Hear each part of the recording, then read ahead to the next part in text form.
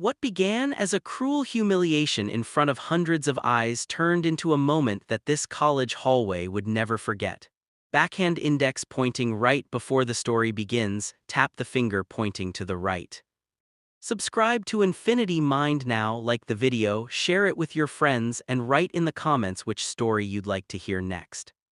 Your support means everything. Read the college hallway was loud that morning. Footsteps echoed across the shiny floor, lockers slammed shut, voices blended into a chaotic noise. Students stood in small groups, laughing, scrolling through their phones, or hurrying to their lectures. In the middle of this bustle, she walked. Her gaze was lowered, her bag pressed tightly against her chest. Every step seemed cautious, almost as if she wanted to be invisible. She was new here, everyone knew it. And that was exactly what made her a target. Then the mood changed. A loud laugh cut through the hallway.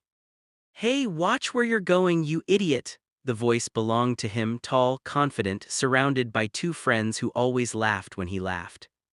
A boy who loved showing off, especially in front of an audience. He stepped into her path. She stopped abruptly. Her shoulder twitched as if she had expected this moment yet still feared it. "Sorry," she murmured softly and tried to walk past him, but he didn't let her. With a quick motion, he knocked her books to the floor. Notebooks, pens, papers scattered across the hallway. The sound was loud, too loud. The hallway fell silent. All eyes turned to her. She quickly knelt down, her hands trembled as she tried to gather everything, her face burned with shame. "Look at her," he sneered, "too stupid to walk, too weak to talk." A few students giggled nervously, others looked away, no one stepped in. "Just leave her alone," someone muttered in the background. But he didn't listen. He crouched down, leaning close to her. "Do you really think you belong here?" he whispered loudly enough for everyone to hear. She slowly raised her head. There was no defiance in her eyes, no anger, only calm, and that confused him. "What, no tears?" he mocked. "You can't even do that, right?"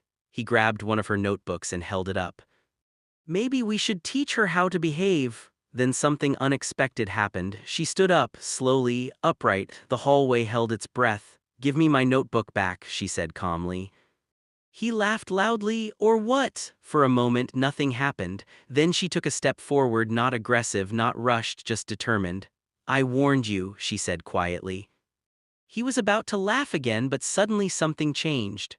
Her gaze was no longer calm. It was clear, alert, focused. Before anyone could react, he grabbed her arm, a fatal mistake. In less than a second, she turned, broke his grip, used his own movement against him, and threw him hard onto the floor. A dull thud echoed. A collective gasp went through the hallway. His friends froze, students screamed, phones were pulled out. He lay on the ground, gasping, completely stunned. She stood over him.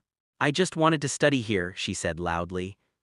"Not fight." Silence. No one laughed anymore. Slowly he sat up, his face red with pain, but even more with shame. What was that?" he stammered. She leaned down slightly.